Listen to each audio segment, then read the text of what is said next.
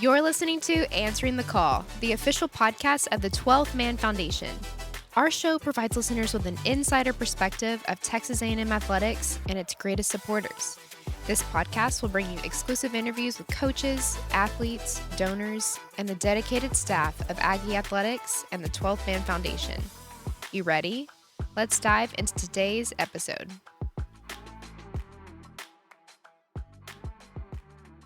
Howdy, and welcome back to another episode of Answering the Call, the official podcast of the 12th Man Foundation. I'm your host, Ivy Robinson, and joining me in studio today is Texas A&M football student athlete, Le'Veon Moss. Thanks so much for being here and for joining us on the show, Le'Veon. Thank y'all for having me. Okay, I have an icebreaker question for you to kick off this episode. Fun question. Yes, ma'am. What is a unique fact about yourself that you think not many people know? I don't know. It's a tough question, I know, yeah. Anything you like to do in your free time or hobbies outside of I like football? to listen to like old school music, like R&B, Yeah. and slow music and stuff like that. Do you have like a favorite artist? No, I just like my mom them used to just play like a lot of old music, so I just like just pick up a lot of stuff. It reminds you of like home. Yes, ma'am. Yeah. Okay, fun fact. Good to know. All right, Le'Veon, can we start? Let's go to the beginning of your story. Okay, Can you tell our listeners, because I know we've got a lot of passionate Aggie football fans who are listening to this episode, Yes, ma'am. who would love to just hear more about your story. Tell us about where you're from, where you grew up, and where you went to high school. I'm from Baton Rouge, Louisiana. I grew up in South Baton Rouge, in Louisiana. I started playing football when I was like maybe like 8 or 9. I ain't start real young. I started like 8 or 9. Okay, a little later on in life, yeah. Yeah, so I played high school at Struma High School, and life began from there. Yeah. Tell me about your family. I got 2 brothers. I'm the middle child. I got a younger brother and an older brother. My Nice. mom. And my own little family. I got 2 sons, Le'Veon Jr., Love. Yeah. That's it. So when did football become a part of your life? You said you started at 8 or 9, but did anyone specifically encourage you to start playing the sport? My uncle, he kind of paid for all my equipment and stuff and put me with a team. So my uncle started me with football. That's awesome. Did he play in college or? He played high school. He didn't Yeah. play like nothing major, but he played high school. He was real good. He had a lot of trophies and stuff, so he was Yeah. like somebody I looked up to. He ran track. He played baseball, football, basketball. He did it all. Did you look up to anyone else when you were a young kid, like professionally? Like Reggie Bush. Yeah, Reggie Bush. Okay. Yeah. Reggie Bush, yeah. He'll probably be like the top when Yeah, I grew your up watching top. because he was like New Orleans Saints, you know. Oh, yeah, His yeah. New Like your, Orleans Saints career, so. yeah, your top idol. Did you play any other sports outside of football? I tried basketball when I was in middle school. I was too aggressive for it. Too aggressive? Yeah. You gotta be aggressive in basketball, though. But Like, it was like, it's like every little thing I did, it was a foul. So I just like, nah, this ain't for me. yeah, like, okay, I gotta get back to the football field. Yeah, back to the field. And then I started running track in like middle school. Okay. What'd you run? I ran the open 100, open 200, 4x1 and 4x2. What was your fastest time? Fastest time in the 100 was a 10-3. So football was always the love for you, though. Like, Track was kind of growing on me. I kind of started to fall in love with track more. But once I started getting offers and stuff, it was football. yeah, it was a done deal. Speaking of offers, tell us about your recruitment process and when you did receive that first offer and kind of what was going through your mind, like when you received that first offer to play in college, what you were feeling. My first offer was Mississippi State, Memphis, and I felt good about them, but for some reason, I didn't post them for like a whole year. Then like I got LSU, an offer from LSU and Bama. Then the Mississippi State coach and Memphis coach called me after I posted them two. That's like, why you never posted ours? I'm like, I didn't know I could because I was like in 10th grade at the time. I didn't know you could. So, and that just started from there. Like once I got LSU and Alabama, a lot of other schools came. Yeah. When did the A&M offer roll in? Some of 10th grade, maybe like something like around that area. They came in earlier, but because T-Rob was the running back coach then, so he was recruiting real hard.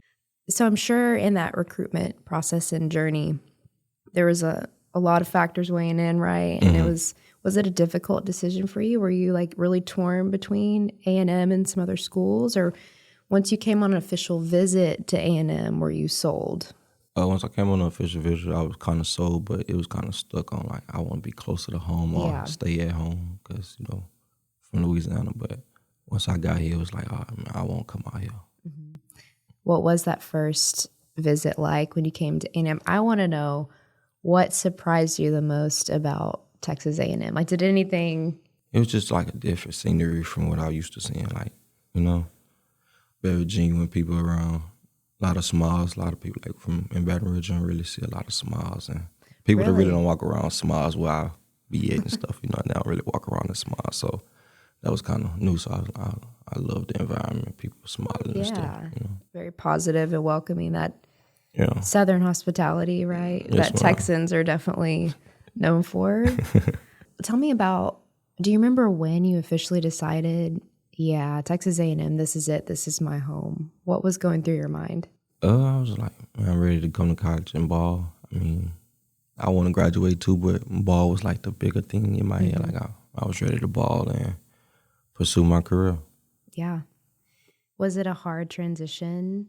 Oh, yeah. Moving from Louisiana to Texas? Yeah. Nobody don't know, but I think I almost cried my first day here. Really? Like, that was like my first time really being away from my son. A long time. And what I was seeing him and my mom, like, it was like, oh. She didn't want her son to go, yeah. So how did you get adjusted, and who helped you when you got here get acclimated and feel at home here? We had a coach named Jeremy Kerr, and he was like, my guy. Like, he made me feel real comfortable. Jimbo made me feel comfortable too, but it's just like certain things outside of football, made us connect a little more. So he made me feel a little comfortable. So yeah. Did you have any teammates that really you bonded with that first freshman year? Really, my whole class, like outside of like up here, I really ain't talking much. But like once we got back to Park West and stuff, I got to talk to like a few of them. It was cool. Yeah. Le'Veon, how do you think you would describe yourself? Oh, I'm a chill person. Really chill. Really chill, like laid back. I don't really talk much. Yeah. I just sit back and observe everything and everyone. I'm a pretty naturally quiet person. Now, when you put me in a podcast host scenario, like I'm ready to go, and I like to ask questions and I like to talk about the other person. You know? And now if the roles were reversed, you were asking me questions, I'd probably be, no, we don't need to talk about me. Yeah. Okay, I'm curious, this is another question outside of football, but do you like doing anything specific in your free time? I know you mentioned R&B music earlier, but... Spend time with my kids. Yeah. I be trying to play the game. I'm not really like a game type of guy. I be trying to play the game a little bit. I'm trash, so I be like, I can't play it. I'm going to just leave it alone. Like, I got a whole system I don't play. Really? Are there some other guys on the team that are true gamers? Yeah, and they be on the game almost every day. I'm like, Man. I can't do it. I'm not that interested in it. So not for you. So your son, is he a future football player in the making, you think? I hope so. Just not a running back, though. I don't want to be no running back. Why is that? Be always running into people and stuff, like take a toll on your body and stuff, longevity. So running back, it's not a position I want him to play. Neither one of them want to play, really. But if they want to, I mean, it's up to you. But if they want to, you'll be able to offer some great coaching advice. Yeah. If you could pick any position for both of them, what would it be and why? I'm going to say quarterback for my oldest son, Le'Veon, because he like throwing and he be throwing with both hands. So I don't know what he left-handed or right-handed. So I don't know what he, Yeah. And my second born, I hope he be a receiver because he got some pretty big hands for a 1-year-old. It's crazy. Okay, yeah. Time will tell, right? So, Le'Veon, what do you think? I want to ask you about this in terms of you're a student athlete here at Texas A&M, and being a student athlete, you've got to juggle a lot of responsibilities, right? So what would you say is your key to success balancing the responsibilities of both school and ball? Basically time management. I mean, because I got to think about it. Like, I got school ball and I got to go home to 2 boys. That's real active. So just got to balance that time off, really give a little time to every little thing. A little extra to some on some days and switch it up some days. So that's how I pretty much do it. Like, give a little more time to like probably school this day and football the next day. But Nah, when it's come to Friday, Saturday, and Sunday, full kid day, like, you know, they be like my rest days, but I be with my kids. Right. You know? And that's awesome too that you are carving out that time, and it's very important to you to like pour back into them, right? You know. Yes, ma'am. And that's like part of the reason like I bring him up here too, so like we get time up here too, and I can show him around the facility and stuff, so he can remember that when he get older. Speaking of facility, I want to ask you about the Adam Season Academic and Wellness Center, which is the building we're sitting in right now. Yeah. Have you been able to utilize the resources in this facility to help you stay on track with school? Or? Yes, ma'am. I actually be on the 3rd floor doing learning center every other day. Really? So, yeah. It helps me get all my work done at a perfect time so I could be able to go home and manage time the way I do. Since then, it helped me manage the time like we were just talking about. That's incredible. And, you know, many of the people listening to this episode right now are 12 Man Foundation donors and season ticket holders and individuals who their contributions they give back and they want to impact student athlete success, whether it's through providing programs like mental health services or sports medicine or nutrition programs. And there's even some who have donated and given back to capital projects that help build facilities like the one we're in today. So, you know, I'm curious what your perspective is. What would be your message to them who are listening that give back to provide those elite resources for student athletes? We're very appreciative of the things that you have done for us, and we're going to continue to make you guys proud with the things y'all keep building and adding on for us. So what are you studying? What's your major? A-Led. Nice. I was an Ag and Life Sciences major myself when I was in college here at A&M. Yeah, you liked it? Yeah. Yeah, it's pretty smooth. Yeah. I want to know about the Aggie football coaching staff and hear your perspective on what makes this staff special and how do you think they've helped you refine your skills and make you an even better player? To making me a better player, shout out to the whole staff, but especially Coach Moffitt. That's the guy. Coach Moffitt, yeah. It's really real. Like I keep saying it on every podcast or interview I say, the Moffitt effect real. And I can't wait for like I get to process my rehab because I know we finna work so hard. Like, yeah, finna get back. So, you know. The Moffitt effect. I like that. Yeah. Coaching staff overall, like very genuine coaches. Like they very understanding at times, but they hard on you at the same time. Like you gotta be. But they very genuine. I love them. Like even though, you know, you might bump heads with coaches every now and then. It's a part of the game, and, right? Like, you know, but pretty much all love with all coaches. So they become like a family. I know, pretty much we are a family. Yeah. So like everybody that's a part of like the football athletic thing, we're a family. Yeah. You mentioned your recovery journey, and I know that you had a really tough season-ending injury during the South Carolina game this past season. Yes, Mom. Tell us how that journey and recovery is going and what you've learned through the process.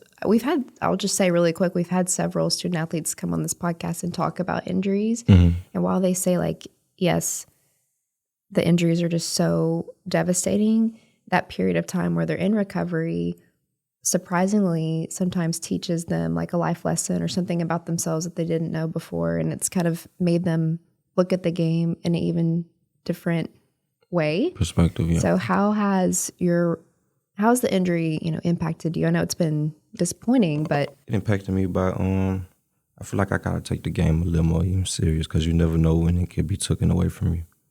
Like that was like my 3rd injury on this same leg, like just growing up. So like at a point in my head, I'm thinking like, man, I think it's my time for me to hang this football stuff up. And I got in my head real bad, like after the injury. Yeah. So, but like my mom, God kept my head level-headed, teammates too. So like, I'm enjoying the process of recovery now. Though, like I'm focused on getting back to the field now. Yeah, I'm sure you're ready. You're so ready. It's going to be that much more rewarding when you're on the field. You mentioned just the mental aspect of it is just devastating, right? How do you stay positive? You mentioned your teammates, but and your mom, what do you lean on in times of adversity to help you stay positive and get through it? My kids, really. Like that's my motivation. Like, if I don't do what I need to do, how they gonna eat or how I'm gonna feed them. So I used to tell myself, like doing like my exercise, like when we first do exercises for the first time, getting back right. In my head, I used to repeat to myself, I gotta do it for my boys. Like if I don't do it, who gonna feed them. So like that's my biggest motivation. That's yeah. And, like, so that's your why. That's what pushed me so hard. I love that, and what a great motivation. They keep you going. Oh yeah, always. What have you learned from Coach Elko? How did you see him transform the Aggie football program and take it to even greater heights? It became a little more structured. Like it's a lot more structured. Like I'm not saying he's strict, but like he hard on you to what a point you're gonna have to do right, or you're gonna have a consequence. It ain't like he ain't letting nothing ride. So, and that kind of like we got to get our stuff together because we know he not playing everything he say. He really mean it. So like if he say he gonna do something, like he gonna suspend you or something like that, best believe he gonna do it. He ain't just saying it. He's gonna follow through. Oh with yeah, you gonna get a crucial, says, yeah, crucial workout. Like that's great, yeah, because he's established accountability. Yeah, and I feel like you just got to have that to have a team that's going to be successful and win some championships. Facts. You know, overall, Le'Veon, we've talked a lot about just the resources and the support. We've talked about how you've received great support, great care. Tell me about the physical therapy that you've gone through and the support staff that's helped you with your recovery journey. Big Joe, Fredo, they're a big part of like my journey with the rehab and stuff. Like they make sure I'm taken care of for sure. Mm-hmm. Yeah. If I need help, they help me out. So yeah, I appreciate them. Yeah. So changing the subject just a little bit, at Champions Council weekend this past April, you were a part of a panel with Willie III and Marcel Reed. And I remember in that panel, Andrew Monaco was leading it, and he asked about NIL and was asking all of y'all how it's impacted your lives. And I remember you told Monaco that NIL had literally changed your life. So can you expand on that and just tell us how the ability to profit from your name, image, and likeness in college has positively impacted you and your family? Positively impact my family because my mom ain't always like, she did what she can to make me eat. And sometimes she had to let stuff, go past due and stuff like that. So it was able to help me help my mom pretty much. And, I have kids of my own, so I gotta take care of my kids. So it pretty much helped me provide for my family, really. So yeah, and that is awesome. Yeah. Does your mom get to come to all of the football games? Oh, yeah, every game. She'll be at every game. Well, probably not this year because we're going to be like going to some very far places and I don't want her driving. So. But will she be at home games? Oh, yeah, every home game she's going to be here. Yeah, that's great. And, you're also able to utilize your NIL to be a part of a series of videos and commercials for the 12-Man Foundation's football season ticket renewals period. And so little did you know you'd be able to work on your acting career a little bit. What was that experience like? It was cool. It's new being like in front cameras and stuff like that. But like I always told like my mom and stuff like after football I want to go to like acting classes and stuff. I want to be like a movie actor kind of. Do you really? Yeah. Really? I kind of. Okay, favorite movie if you had to pick one. Favorite movie, Bad Boys. Okay, yeah. 1, 2, and 3. All of them. Yeah, just all of them. Like, and Friday, Bad Boys is kind of like number one. What do you think is the best football movie? I'm gonna say Gridiron. Gridiron? Yeah. Okay. Why am I? You ever seen Longest Yard? Longest Yard? I don't think I have. No. It's probably like this jail football movie, but it was cool. Yeah. What's the? Oh my gosh, I'm drawing a blank on the most famous football movie ever. It's. Oh my god! Remember the Titans. That's like for sure in the top 5. Yeah, that's a good one. Okay, Le'Veon. So looking forward, what are you most excited about for the upcoming season? Returning, just me coming back, but also winning a lot of games. I feel like we're gonna win a lot of games. It's gonna be a great season. What can you tell us about the team this year so far and just some of the new transfers that have joined the program? We kind of lost a lot of players, but we gained a lot of like talent too also. So I feel like we're going to be even better. We're going to stand out a lot more. So feeling good, yeah. Yeah, feeling good about going into the season. Do you have a specific game you're really looking forward to? South Carolina. So I got to get my league back. Give back, yeah. Yeah, and it's on my birthday. Oh my gosh, what a game. Yeah, that's going to be a special one for sure. And to wrap up today, Le'Veon, why are you proud to be an Aggie and wear the maroon and white and represent this university? I mean, just being here for the past 3.5 years, Aggieland grew on me. Like, I really love it here. I just love the environment and stuff. So it's really home. Like, it's really like my second home for real. What can you say about playing in Kyle Field on game days, that feeling that you get every time you take the field and to hear the 12th man? What does it mean to you to be an Aggie football student athlete? It means a lot. I mean, it's exciting to come out every weekend. It's so exciting that, like, I get so anxious and hyped. I throw up like every game, and then I just go play. Man. Like it just be that hype. That's how I was like that in high school, too. Like, I throw up, like, first quarter. Or, like, after, like, the first drive, I go throw up on the sideline and be fine the rest of the game. So it's literally just nerves. Yeah. Yeah. Man. But I'm sure it's like that adrenaline rushing too, and it's just all the anxiousness. But yeah, what is it like? What's your emotions when you walk down the main tunnel before every game starts in Kyle Field? Man, my emotions were like, I've really be kind of like talking to myself, like asking yourself, like, is you ready? Like, yeah, to show the world like who you are, you know? But do you have a pregame routine or something that you have to go through every time before you take the field? In like the hotels before like games, like one of my homeboys is like a rapper, and he never like released none of his music. So I got like some of his music, and I like listen to some of his music before games and stuff like that. And I like say a couple prayers and stuff, but nothing too crazy. Mm-hmm. Yeah, just get you right and get in the zone, get ready to take the field. Yeah. So final question, Le'Veon, what's your final message to the 12th man and why they should be excited for the upcoming season and why they should come out and support? Final message, thank y'all. We love y'all. And why you should come out and support.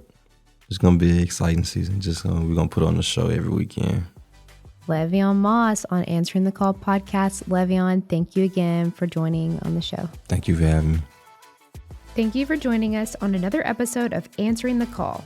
If you're enjoying the show, please rate and follow us on your podcast streaming platform of choice so you can be the first to know when a new episode drops. As always, a big thank you to our incredible podcast producer, Megan Rohde, to 12 Man Productions and Texas A&M Athletics NIL Department. We also extend our heartfelt gratitude to every donor and season ticket holder for always answering the call through loyal support of Texas A&M Athletics and our student athletes. We will be back soon with more content. Thanks and gig 'em.